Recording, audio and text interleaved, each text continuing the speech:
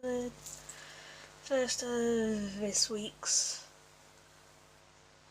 countries, and like a few of you might out there may know it's a birthday, so yeah. It's a birthday I'm still providing for you guys, so yeah. Here we go with today's country, which is Moldova. As it's kind of like an integral part of Europe and has rich history, and it's situated in like two different zones. Like of cultural and historic trends, like the Carpathian Balkan, Central European Eurasians, and enjoying its multi-millennial history. Harmonious absorb like diverse cultures and Proto-Indo-Europeans and archaic Indo-European peoples, including Thracians, Slavs, Celts, Goths, Huns, and Mesopotamian, like specific and unparalleled features compared to them. And on the territory of the Republic of Moldova, there's special concentrations of historical and archaeological monuments. The monuments are like 8,000, or around 8,000 years old. No, it's like they're probably about 8,000, which have a cultural and historical value not only at a national level but in the general context of like European values. And the territory of Moldova was populated since ancient times. There's numerous archaeological sites confirmed as being there since like the inferior Paleolithic era, which was probably approximately about 500,000 years ago. So quite a long time ago then. And at the end of the 5th century, at the beginning of the 6th millennium BC, in the Neolithic era, Kuxteni Tripoli, one that culture that can be found as remarkable, was formed with an incomparable performance in fun like art at the time. And there's a Geophodacian civilization which dated from back to the 4th to the 1st centuries BC and was spread throughout Moldova since 105 BC. After the conquest of Dacia by Emperor Trajan, the local population was Romanized, taken from the conquerors their language and culture that can be seen as more advanced of the Romans. And after the evacuation of the Roman legions from the territories in 271, in the reign of Aurelian, there began migrating nations like era, like the Goths, Huns, Avars, Slavs,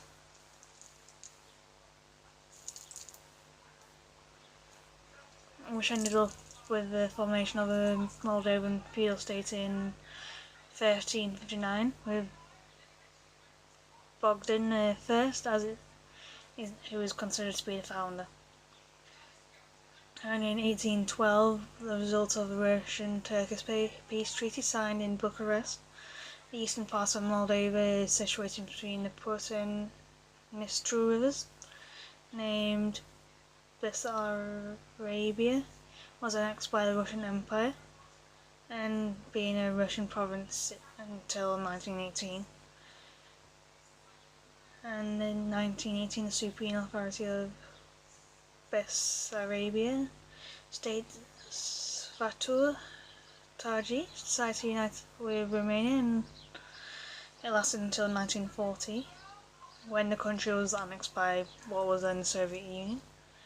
And as a consequence of the Ribbentrop-Molotov Pact of 1939, Moldova functioned as a territorial entity within the USSR until the late 20th century, and on the 27th of August 1991, the Republic of Moldova became an independent and sovereign state. I'm sorry that the history was a little short today, as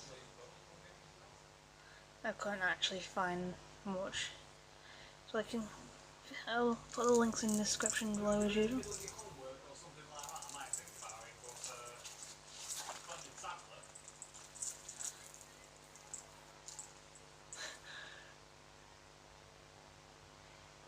have a feeling someone's trying to get out something.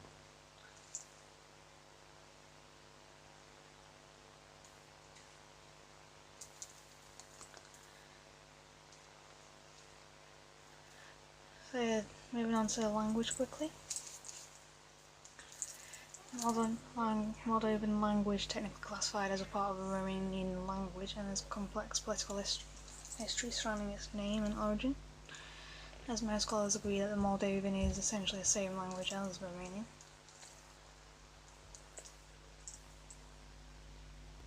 And most scholars agree that the Moldovan language is essentially the same language as Romanian. And on the 5th of December 2013, a constitutional court of Moldova ruled that Romanian would take place of Moldovan as the country's official language, and historical and socio-political reasons. But ongoing debates surrounding the classification of a modern language make Moldovan a more interesting point to study it, if you so choose. Now the Moldovan language carries its own distinct linguistic label. The vast majority of linguists agree that Moldovan is actually technically the same language as Romanian, which is a Romance language derived from Latin, and the four main dialects are recognised within Romanian language, like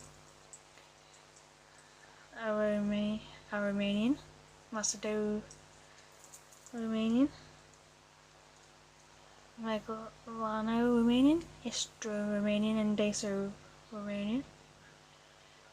Both form the form of Romanian spoken in Moldova, are classified as a form of Daco-Romanian, also known as Romanian proper.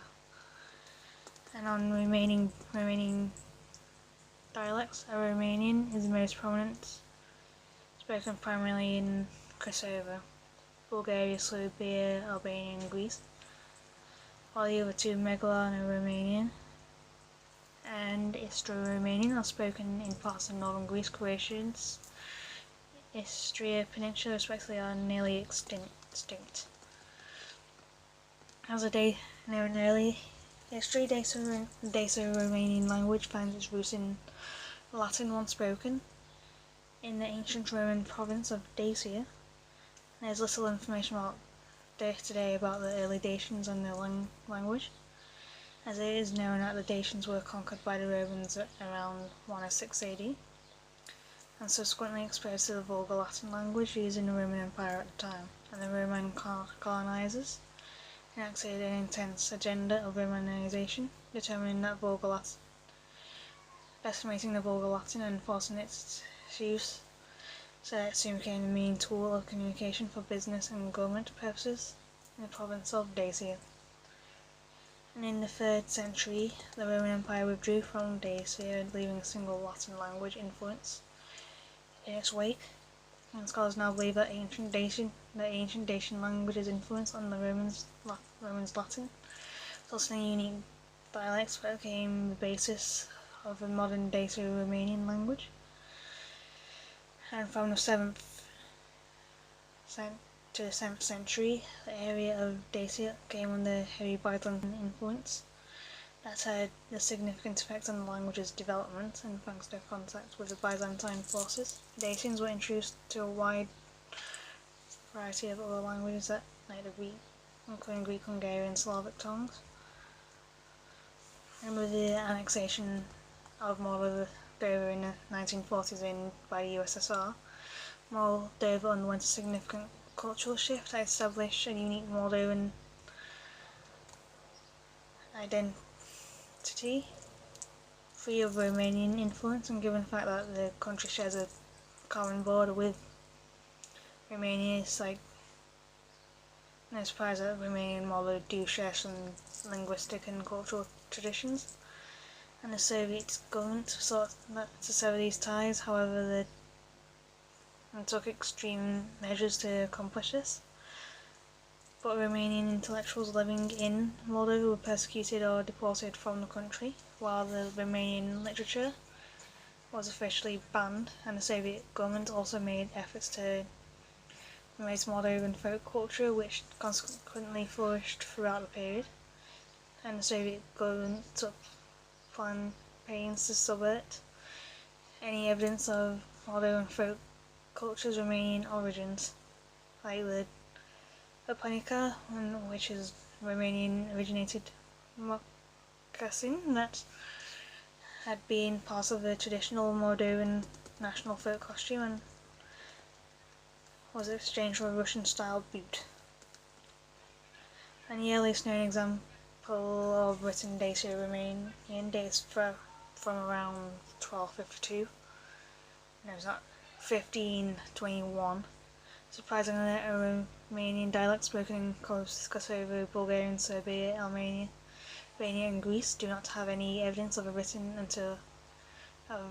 form until about 200 years later, as it dates from 1731. And the first specifically literary texts that claimed the Moldovan identity distinct from the Romanian language were religious texts that appeared in the mid-17th century, the 1600s.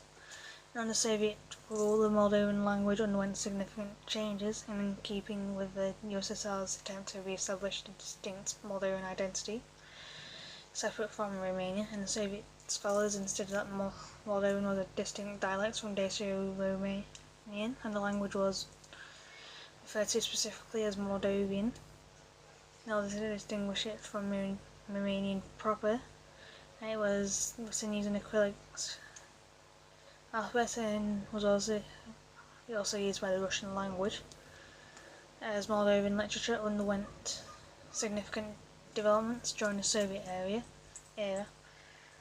and the Soviet government introduced a new genre of literature, socialist realism, which essentially turned Moldovan literature into a means of communist propaganda, and of Moldovan authors Leon Bukov and Andrei Lupin are two writers noted for the use of Soviet-sanctioned socialist realism during the same time.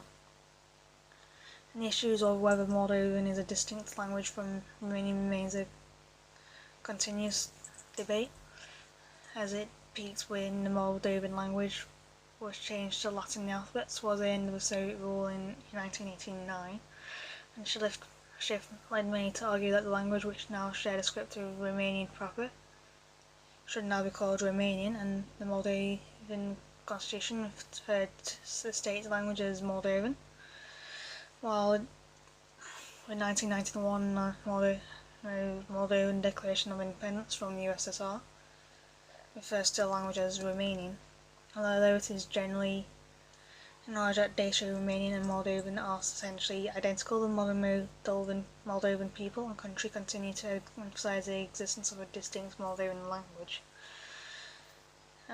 Today, both the terms Moldovan and Romania are used to refer to the language of Moldova, which is home to an estimated 1.5 million native Moldovan language speakers, and the country's national anthem, Limba Noastră, literally means translates into our language, and the national motto, Limba Noastră e o comoră, our language is treasure.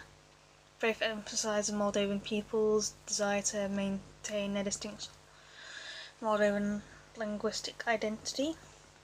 So yeah, focus just a little bit on language, but moving on to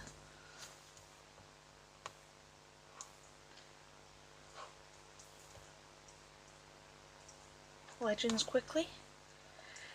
Now which Dragos, Voda's legend of the foundation of Moldova state. So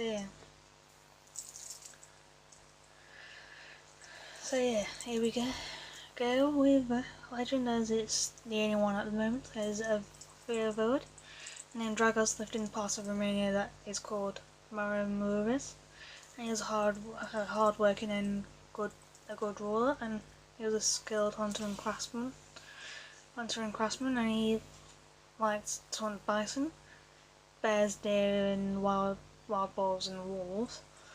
And when he was hunting, he heard that his brothers, the Romanians from the eastern part of the Carpathian Mountains, from the valley of Siret and Prut rivers, suffered a lot because they were robbed and killed by the Tartars. At the time, they were a nation that lived in wars and from what they took from other nations. It was known that anyone could not compete with them in riding, and they were fighting with curved swords called scimitars and with an archery bows, and on their heads they wore big hats made of sheepskin, and defending themselves with round shields of iron. And the Tatars' leader was called Khan or Khan Tatar.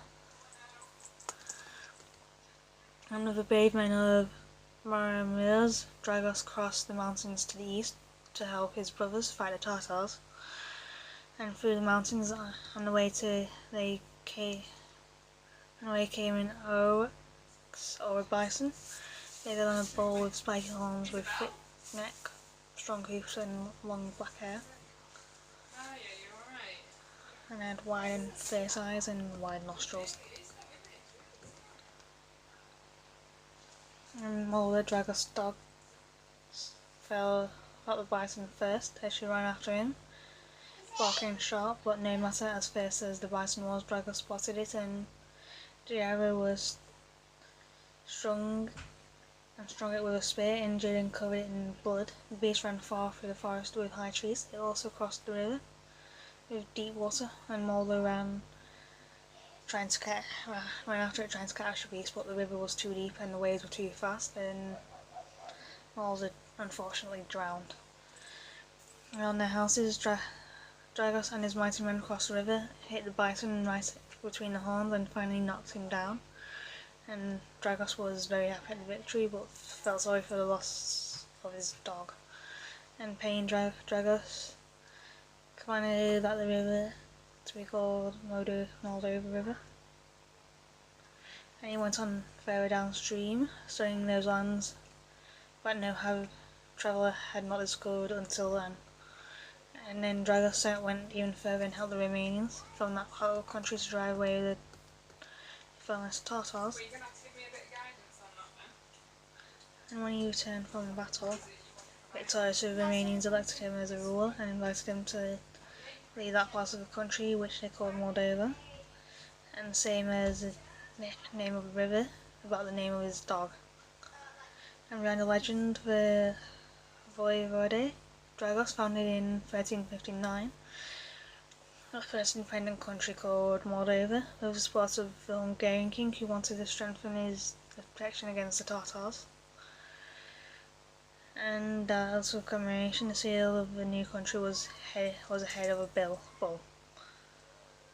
So yeah, I'll say bye for now, and I'll see you all very soon. Au revoir for now. I'll see you all very soon.